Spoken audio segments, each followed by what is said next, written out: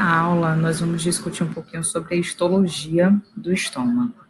Então, vamos relembrar algumas coisas de anatomia, mas o nosso foco é discutir a histologia. Para discutir a histologia, vamos relembrar um pouco as regiões que nós temos no estômago. Então, o estômago corresponde à porção mais dilatada que nós temos do sistema digestório. A função dele é transformar o bolo alimentar em quimo, que é uma substância pastosa, mais para o líquido, devido à ação mecânica e química do estômago. E aí ele é dividido anatomicamente em 4 regiões. Então, nós temos aqui essa região de transição entre o esôfago e o estômago, chamado de cárdia. Essa região aqui que nós chamamos de fundo. Aqui o corpo. E aqui uma última região chamada de região antropilórica, ou somente antro, segundo algumas literaturas. Então, anatomicamente, o estômago ele é dividido em 4 regiões: cárdia, fundo, corpo e região antropilórica. Mas histologicamente, vocês vão perceber que nós só temos 3 regiões histológicas, que é a cárdia, o fundo e o corpo e o antro. Fundo e corpo histologicamente são idênticos, não tem diferença. Então, pela histologia, tudo que a gente falar de fundo serve para corpo e vice-versa, certo? O estômago possui aquelas mesmas 4 camadas: a mucosa, a submucosa, a muscular, e nesse caso aqui é a serosa, não mais adventícia, porque ela é recoberta por peritônio. Então, não esqueçam dessa informação. Nós podemos ver aqui também que o estômago ele possui pregas longitudinais, conhecidas como rugas. Essas pregas são dobras de mucosa e de submucosa. Deixa eu mostrar um pouquinho aqui para vocês quem são essas camadas. Daqui para cá, nós temos a mucosa. A gente pega a muscular da mucosa e daqui para cá é a nossa mucosa. Essa parte de baixo aqui é a submucosa, essa muscular, e aqui que não dá para a gente enxergar pela distância que tá, nós temos a camada bem fininha chamada serosa. Observem que nessa região aqui nós temos uma dobra. Nessa região, veja que dobrou, aqui tá reto a submucosa, nessa região submucosa dobra. Então, essas pregas, elas são chamadas de pregas de mucosa e submucosa, porque quando elas se dobram, elas trazem as 2 camadas. Só que neste caso das pregas do estômago, essas pregas, elas se desfazem. Elas se desfazem quando o estômago enche. Então, essas pregas a gente só observa com o estômago vazio. À medida que ele vai enchendo, essas pregas vão se desfazendo, fica tudo no mesmo nível. Então, elas são pregas transitórias. Como eu já tinha comentado com vocês, né? Então, essas são as regiões do estômago, que não dá para a gente ver adequadamente a cárdia, mas você sabe que existe a cárdia, o fundo, o corpo e a região antropilórica. São essas as regiões, só que a gente vai, na histologia, falar somente de 3: cárdia, fundo e corpo, considerando uma coisa só, é a região antropilórica. Também já tinha comentado com vocês das camadas, né? Então, a gente pode observar aqui que o estômago ele é formado por um epitélio glandular. Nós chamamos de epitélio glandular porque ele possui glândulas. Aqui, até essa parte, nós temos a mucosa, essa região é a submucosa, aqui nós temos a muscular, e aqui a última camada é a serosa. A gente vai falar de cada uma dessas camadas ao longo da nossa aula. Porque a gente vai demorar mais tempo falando da mucosa, porque é ela que muda de região para região, ela que tem características diferentes. Então, vamos começar aqui a falar sobre essas partes da mucosa. Bom, então, o que é que nós temos aqui? Esse aqui é a nossa parte do epitélio de revestimento, tudo isso que está aqui na superfície é o epitélio de revestimento. Isso aqui se refere à nossa lâmina própria, essa é a nossa lâmina própria. E aqui está a nossa muscular da mucosa. Então, a gente já sabia que a mucosa é composta dessas 3 partes. O que tem de diferente aqui do que a gente já comentou são essas estruturas aqui. Isso aqui se refere a uma estrutura glandular. Aqui nós temos as glândulas.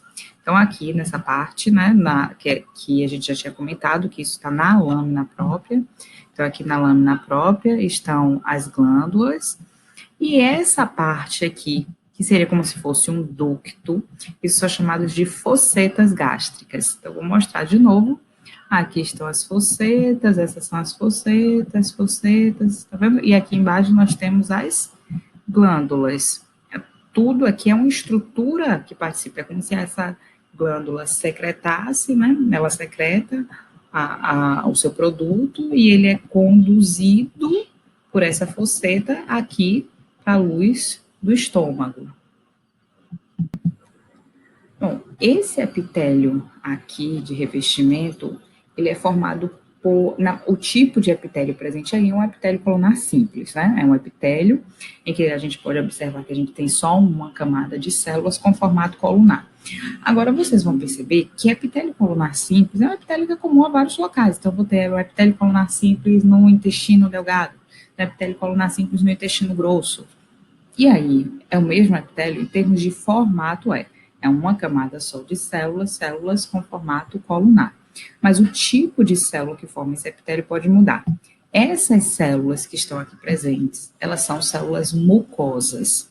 Essas células mucosas são células produtoras de um muco, com mucina, né, que tem aquele papel lubrificante.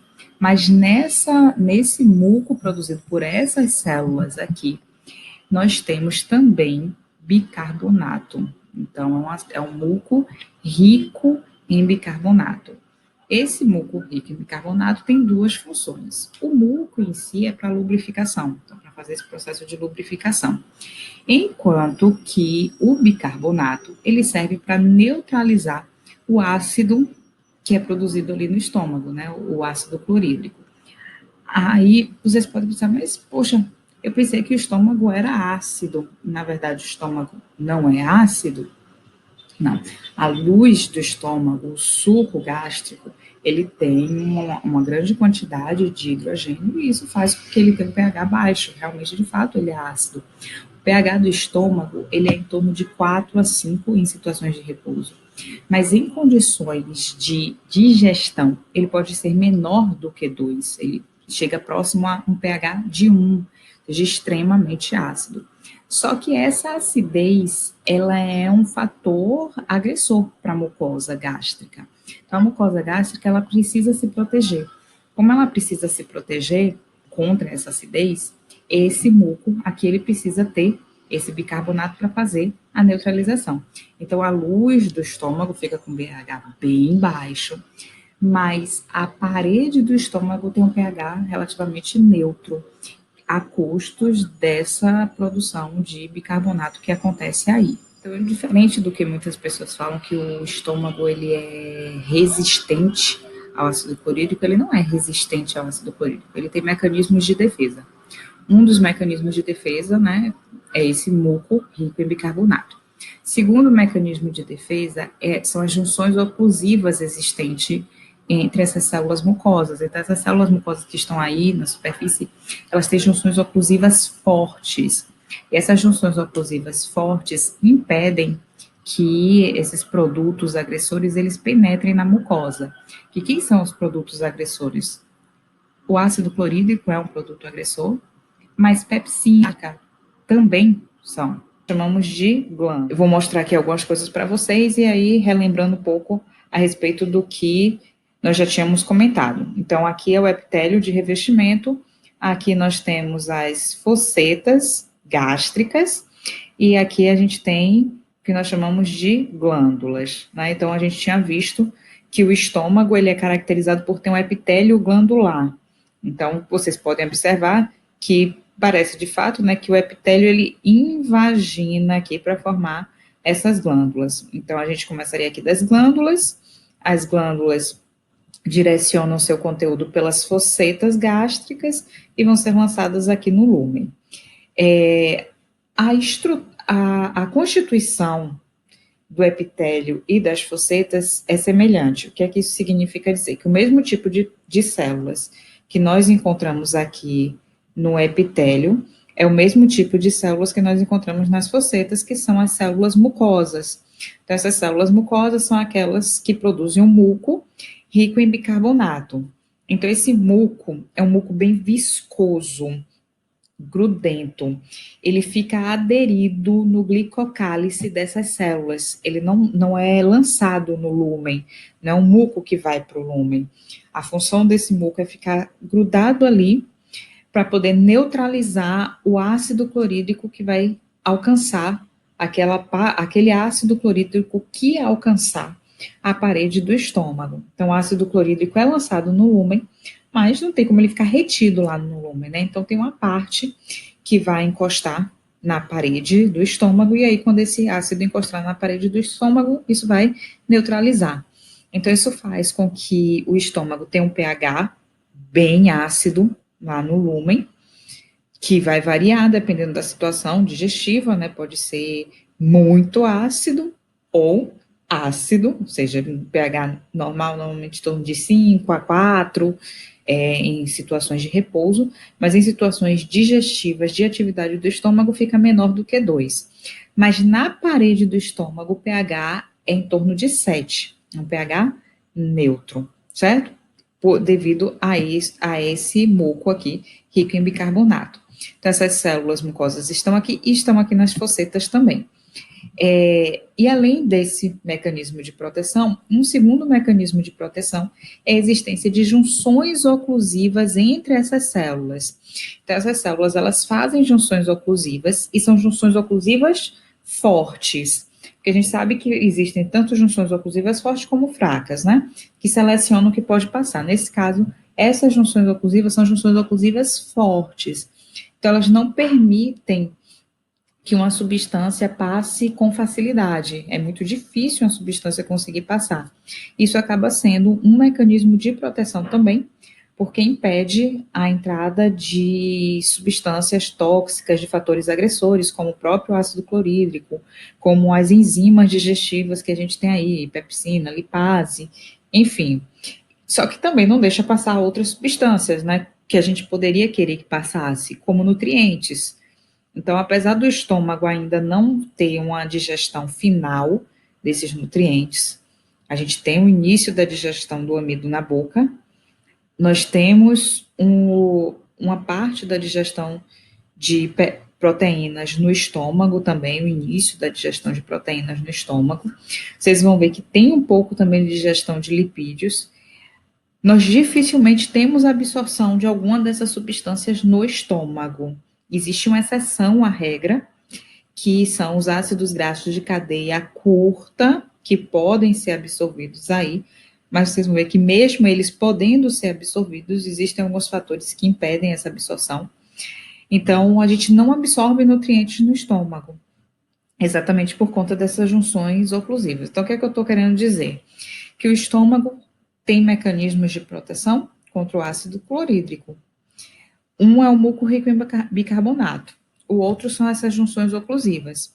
Só que essas junções oclusivas, apesar de ser um mecanismo de proteção, elas impedem a absorção de nutrientes, né? Elas não deixam que a gente consiga absorver os nutrientes aí. Então, enfim, né, isso acaba acontecendo.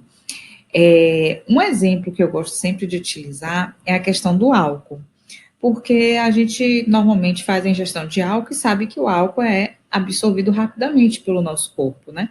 Então, isso significa que ele não está passando por todo aquele processo de ficar no estômago, depois vai para o intestino, porque isso poderia demorar 1 a 2 horas para fazer a absorção, como acontece com os nutrientes. Então, o álcool já é absorvido no estômago. Então, como é que ele faz para ser absorvido? Ele desestabiliza essas junções oclusivas. É como se ele deixasse elas frouxas. E como elas ficam mais permeáveis, ele consegue passar. Só que ele, ao deixar elas mais permeáveis, ele não deixa só mais permeável ao álcool. Ele deixa mais permeável a tudo. Então, o que tiver no estômago vai conseguir passar também. Como ácido, as lipases, enfim, as enzimas digestivas vão conseguir passar, que são fatores de agressão. Então, apesar do álcool diretamente não fazer um processo de lesão no estômago, ele permite que uma lesão aconteça.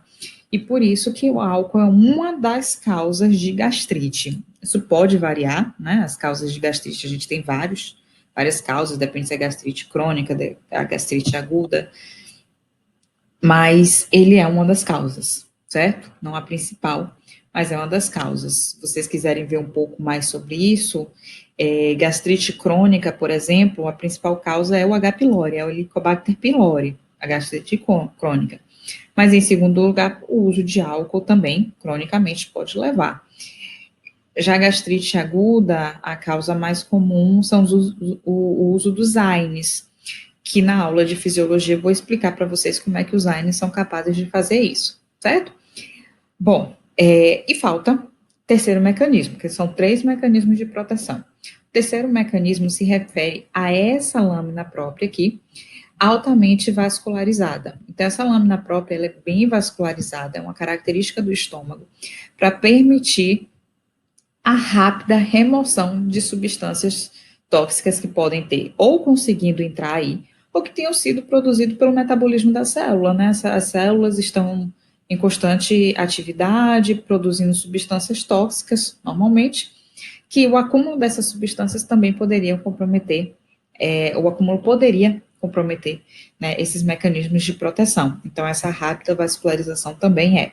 Então, em resumo, lembrando um pouquinho aí, nós temos 3 mecanismos de proteção do estômago. Primeiro é o muco, rico em bicarbonato, produzido pelas células mucosas. Segundo, nós temos as junções oclusivas entre essas células mucosas. E terceiro, nós temos a alta vascularização. Então, esses são os mecanismos de defesa, ok? Bom, partindo agora para as regiões características. Vamos agora ver as diferenças de acordo com cada uma dessas regiões. Então, nós vimos, na aula passada, que nós temos 3 regiões distintas histologicamente, apesar de nós termos 4 regiões anatômicas. Então, uma região é a cárdia, histologicamente, outra região é o fundo e o corpo, e uma outra região é a região antropilórica, certo? A nível de epitélio e de fossetas gástricas, epitélio, fosseta, elas são idênticas a nível de célula. Quer dizer que, na cárdia, o epitélio de revestimento e as fossetas, nós temos células mucosas. Aqui na região de fundo e corpo, o epitélio, eu dei uma travadinha, o epitélio de revestimento e as fossetas, também nós vamos ter aí as células mucosas. E aqui também, nessa região antropilórica, o epitélio de revestimento e as fossetas, também vamos ter as células mucosas. Então, elas têm semelhança. Então, onde é que vai mudar o tipo de célula que nós vamos encontrar? Na região das glândulas. Então, a região das glândulas que nós vamos ter características diferentes em relação a essas células, ok? Então, começando aqui pela região da cárdia. Vou deixar primeiro essa imagem aqui, a próxima imagem aproxima um pouquinho, mas eu gosto dessa imagem para que vocês possam comparar de uma região para outra. Vejam que as fossetas da cárdia são mais curtas. Olhe essa região aqui, antropilórica, como as fossetas são bem profundas. E além disso, a cárdia tem glândulas curtas, simples ou pouco ramificadas, que a gente vai ver depois aqui na região de fundo de corpo, que ela é bem mais complexa, certo? Então, isso é uma característica aqui da cárdia. Então, olhando de perto, a gente pode ter uma glândula aqui simples ou uma glândula pouco ramificada, certo?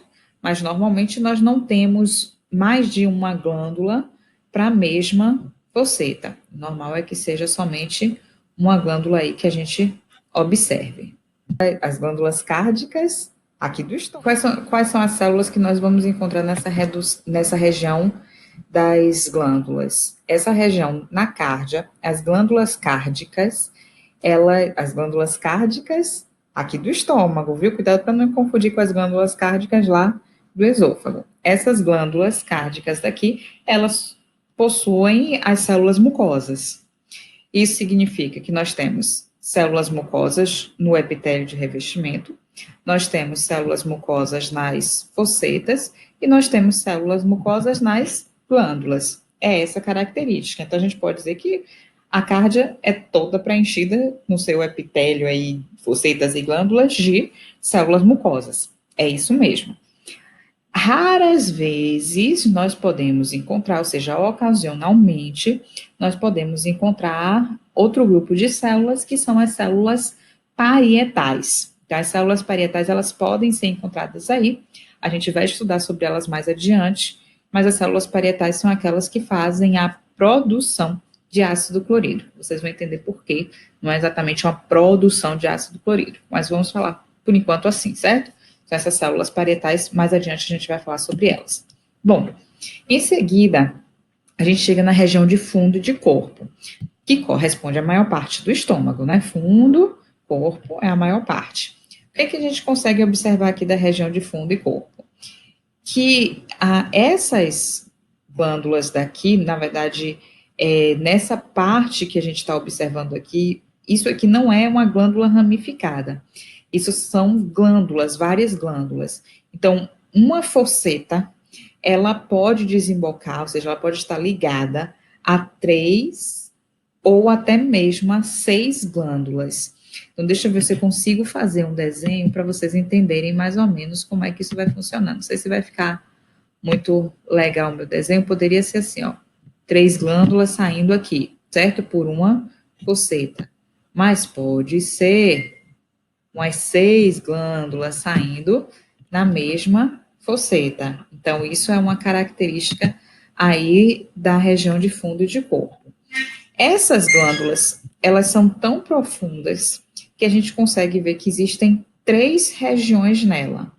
A primeira parte aqui é o istmo, essa segunda parte corresponde ao colo, e essa última parte aqui corresponde à base. Então, são 3 regiões: istmo, colo e base. Normalmente, a gente usa essas regiões quando a gente está se referindo às glândulas do fundo e do corpo. Inclusive, a gente pode chamar de glândulas fúndicas, porque como fundo e corpo não tem diferença, a glândula que eu encontro no fundo é a mesma glândula que eu encontro no corpo, certo? Então, a gente chama de glândulas fúndicas por conta disso.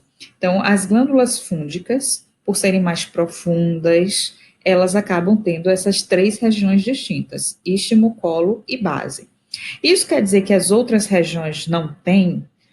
Não necessariamente. Você pode até dizer que tem. O problema é que você não vai ter diferença. Se eu chegar e disser assim, a região do istmo, do colo e da base lá das glândulas cárdicas do estômago, não tem diferença. É tudo células mucosas.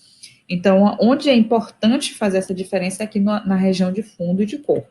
Por isso que a gente acaba só falando aqui que existe essa distinção, certo?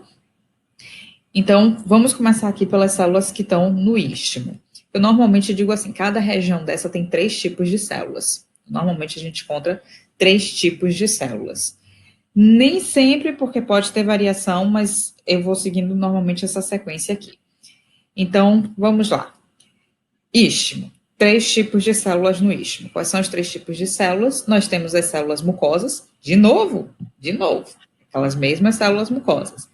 Essa mesma célula mucosa aqui do epitélio de revestimento, essa mesma célula mucosa aqui das fossetas, eu ainda encontro no istmo. Mas também é o último lugar que eu vou encontrar elas, certo? Elas acabam aí no istmo, eu encontro algumas delas. Além disso, no istmo, nós também encontramos células tronco. Células tronco, ou também conhecida como células regeneradoras. Elas têm a função de qualquer célula tronco. Uma célula tronco tem a função de se diferenciar para se tornar outra célula. Essas células tronco vão se diferenciar para formar todas as células que nós encontramos aqui no estômago. Então, essas células tronco, elas vão se diferenciando e vão subindo para substituir as células mucosas daqui. E essas células tronco também vão se diferenciando e vão descendo para poder substituir essas células daqui. Então, é uma célula tronco normal, que a gente já conhece, que faz parte da renovação desse epitélio. Vocês sabem que epitélio, que é epitélio de mucosa, é um epitélio que se renova rapidamente. Normalmente, esses tipos de epitélio se renovam em até 7 dias. Então, isso também vai acontecer aqui, vai se multiplicando, se diferenciando essas células-tronco e vai substituindo essas outras células. Bom, e o terceiro tipo de célula que nós encontramos aí são células parietais, certo? Aquelas mesmas células parietais que eu posso encontrar lá na cárdia, são raras células parietais, mas que eu posso encontrar lá na cárdia, a gente também pode encontrar aqui, embora não seja uma característica principal dessa região do istmo. Repetindo, no istmo eu encontro 3 células, células mucosas, as mesmas células mucosas que a gente já tinha estudado, com muco rico em bicarbonato, células-tronco, que todo mundo já conhece, quem são as células-tronco, e células parietais, que a gente ainda vai falar sobre a função mais específica delas. Região do colo. Qual é o tipo de célula que eu vou encontrar aqui na região do colo? Nessa região do colo, nós encontramos células-tronco ainda, nós temos uma quantidade aí considerável de células-tronco. Nós encontramos um grupo de células chamado de células mucosas do colo. Essas células mucosas do colo não são as mesmas células mucosas que a gente já tinha estudado. Então, aqui eu tenho células mucosas, aqui eu tenho células mucosas. Aqui eu ainda encontro essas células mucosas. Aqui na região do colo, eu tenho um grupo de células chamado de células mucosas, mas são células mucosas do colo. Qual é a diferença dessas células mucosas do colo daqui para as que eu encontro aqui nessa região? Elas, primeiro, o muco não é um muco tão grudento, não é um muco que fica aderido no glicocálice, ele é um muco um pouco mais fluido, certo? Ou seja, ele vai lá para o lúmen, ele vai ajudar no processo de lubrificação, que o outro não tinha essa função.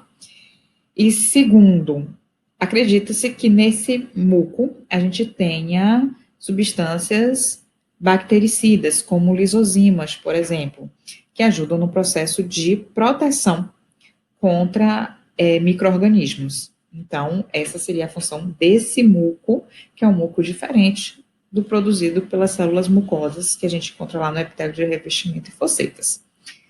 E o terceiro tipo de célula que nós encontramos aqui são as células parietais, que aí elas estão em bastante quantidade, a gente encontra em quantidades consideráveis aí, ela é bem abundante nessa região do colo. Embora a gente já estava encontrando ela desde o istmo, não eram raras, mas a gente já encontrava. Elas são raras lá na cárdia, mas a gente já encontrava no istmo. Bom, e aí a gente chega na região da base. A região da base, ela não tem tanta célula assim. A região da base é caracterizada por um tipo celular, que são as células principais, certo? A gente encontra aí as células principais. Você pode até encontrar células parietais, mas não é característico. O que a gente mais encontra são as células principais. Essas células principais são células conhecidas também como células imogênicas. Tem esse nome de células imogênicas porque elas são produtoras de enzimas. Então, células imogênicas, produtoras de enzimas. Elas produzem as enzimas, que nós vamos encontrar aqui no estômago, que é tanto a pepsina, que a gente vai ver que é produzida na sua forma inativa, mas não vem ao caso agora, vai produzir a pepsina e a lipase, certo? A lipase gástrica. Observem, lembrem-se que lá nas glândulas salivares, nós havíamos estudado que a amilase salivar era produzida por células também, né, células assim que a gente pode chamar de células serosas, porque essas aqui não deixam de ser células serosas. Então, nós tínhamos visto lá que a amilase salivar era produzida por células serosas da parótida, enquanto que a lipase lingual era produzida por células serosas das glândulas menores, conhecidas como glândulas de von Ebner. O que eu estou dizendo? Que a gente tinha duas glândulas diferentes, produzindo enzimas diferentes. Enquanto as células da parótida produzem amilase, as células da glândula lá de von Ebner que produzem a lipase lingual. Aqui no estômago, a mesma célula produz as duas enzimas.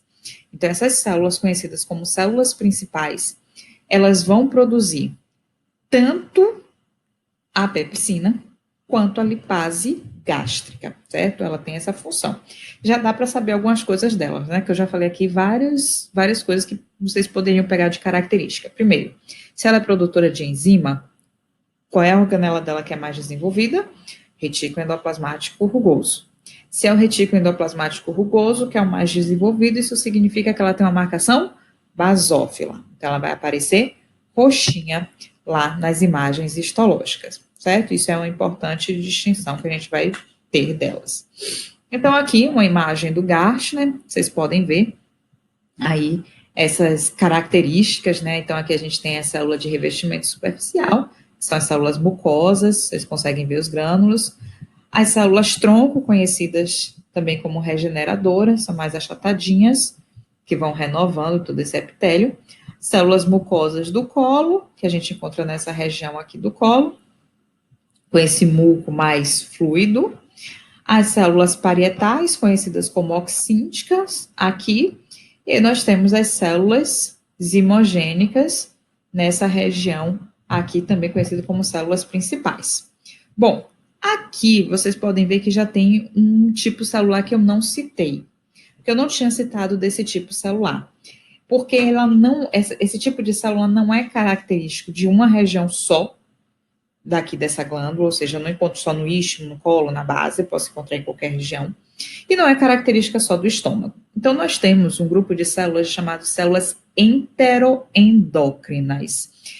Pode mudar muito de acordo com a literatura. Aqui está como célula enteroendócrina, que é o que a gente mais usa, mas pode ser chamado também de células DNEs, né, que é do sistema difuso, neuroendócrino difuso, então é um outro termo para ela, mas normalmente a gente vai chamar de células enteroendócrinas. Então, por todo o sistema digestório, nós temos essas células enteroendócrinas. Elas podem estar sozinhas, podem estar isoladas, ou elas podem estar agrupadas com outras células. Normalmente nós encontramos elas isoladas. E quando a gente encontra, é bem mais fácil de encontrar na região da base, mas ela não é exclusiva da base, certo? Ela pode ser encontrada em outras regiões aqui, que não necessariamente só na base. Eu vou passar aqui rapidinho, depois eu volto para vocês não tenham aqui o quadro dessas células. Não tem problema, não. Na aula de fisiologia eu vou mostrar para vocês, mas eu queria que vocês aprendessem, pelo menos aqui para o estômago, 3 células que nós vamos encontrar, certo? 3 células enteroendócrinas. Nós temos as células G, essas células G são produtoras de gastrina. Nós temos as células D, que são produtoras de somatostatina. E nós temos as células ECL. Essas células ECL, é assim mesmo, vou até escrever aqui para vocês entenderem como é células ECL. Significa enterocromafins-like. Então, certo? Então, são as células enterocromafins-like. E significa que são células semelhantes às células enterocromafins, ok? Nessa região aqui de fundo e corpo, nós encontramos 2 dessas. Estão aí as células G e as células SL. Anotem isso, porque a gente vai precisar muito em fisiologia. As células G são produtoras de gastrina e as células SL são produtoras de histamina, ok? Então, aí nessa região, espalhadas, mas a gente normalmente pode encontrar aqui na região da base. Depois a gente volta para poder falar melhor a nossa aula. Aqui nós temos a imagem das células parietais. Aqui a gente tem uma imagem das células parietais e das células imogênicas. Eu vou voltar ainda para falar sobre isso, eu gosto de falar mais no final. Para a gente fechar aqui essas diferenças de cada uma dessas regiões, nós podemos ver aqui a região antropilórica. A região antropilórica, ela é caracterizada por fossetas bem profundas e glândulas mais curtas, certo? Porque as fossetas são bem profundas. O engraçado aqui dessa região é que o tipo de célula encontrada aqui é muito parecido com a região lá da cárdia, porque nós temos células mucosas aqui e aqui células mucosas também, certo? Então, as células mucosas no epitélio de revestimento, células mucosas nas focetas e células mucosas aqui nessa região das glândulas. Qual é a diferença, então, para a cárdia? Aí nós temos duas diferenças. Primeiro, aqui não tem células parietais, nem raras. Isso é uma característica importante para entender a fisiologia. Nós não vamos encontrar células parietais aqui, certo? Essa região não tem células parietais.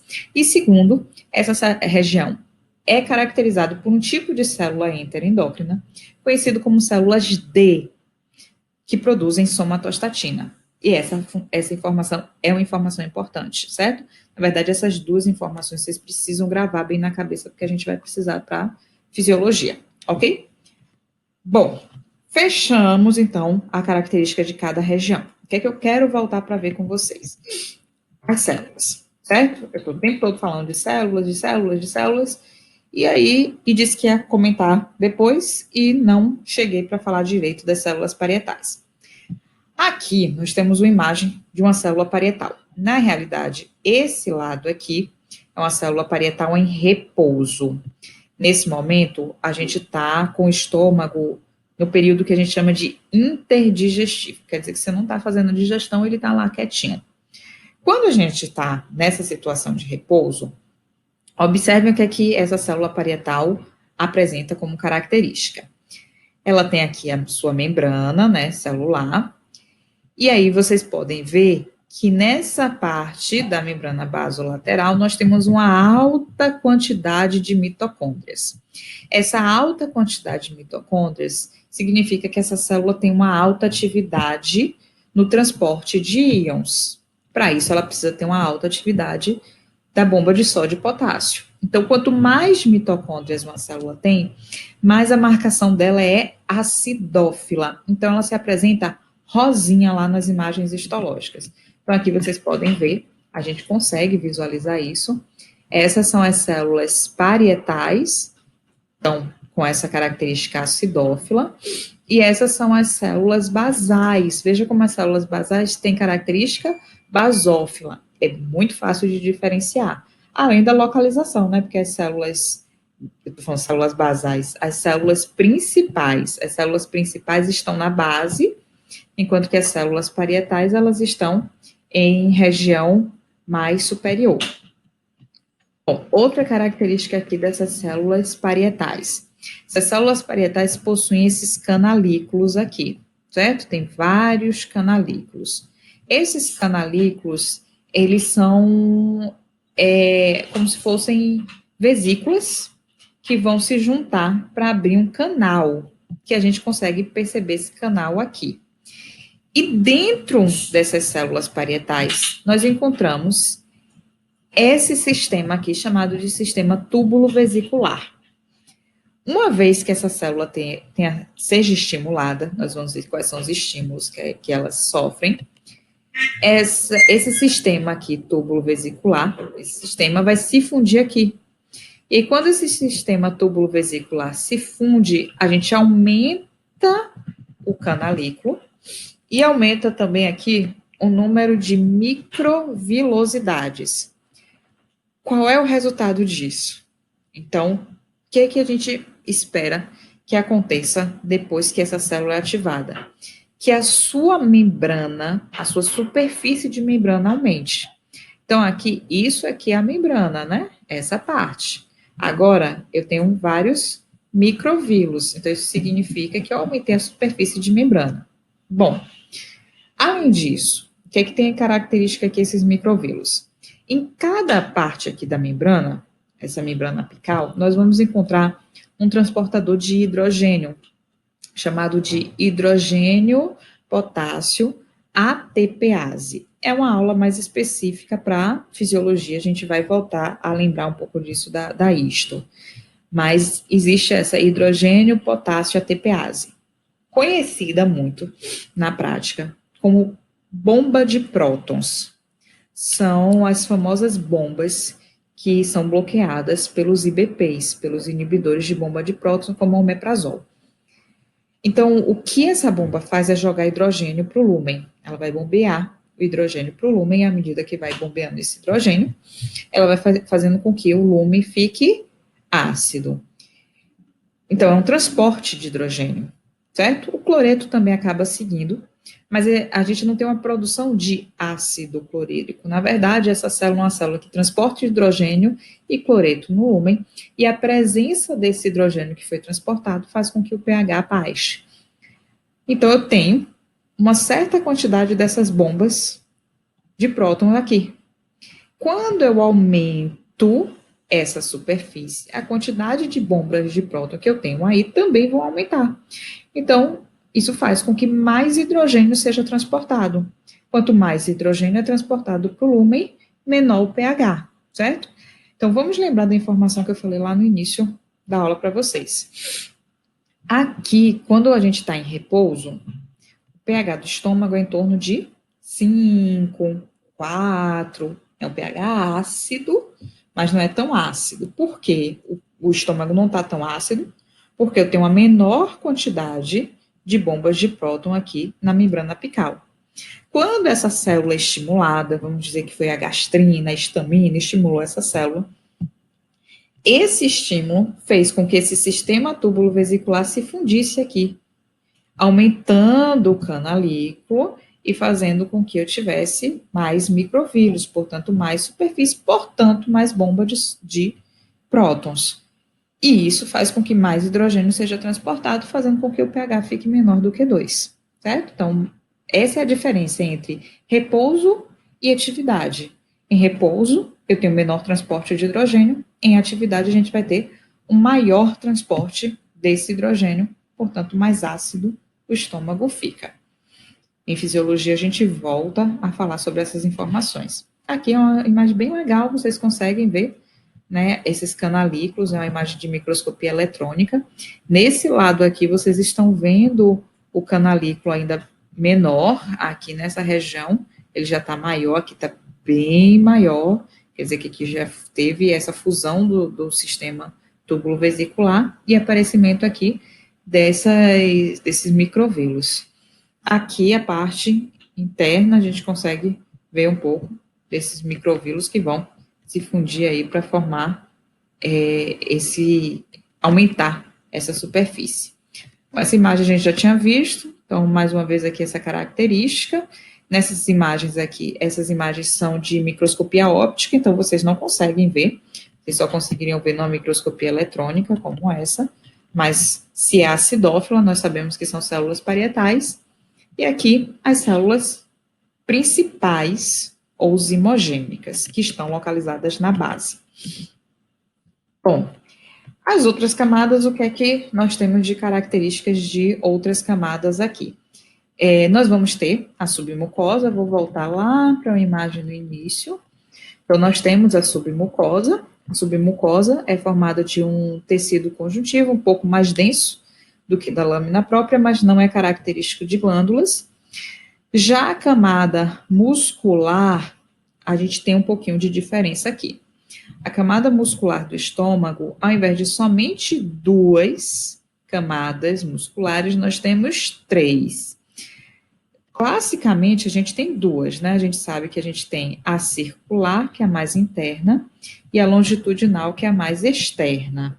No caso do estômago, a longitudinal é a mais externa, a circular passa a ser a do meio, e aí nós temos uma nova camada muscular, que é a oblíqua, mas que se vocês observarem aqui, ela não é muito contínua.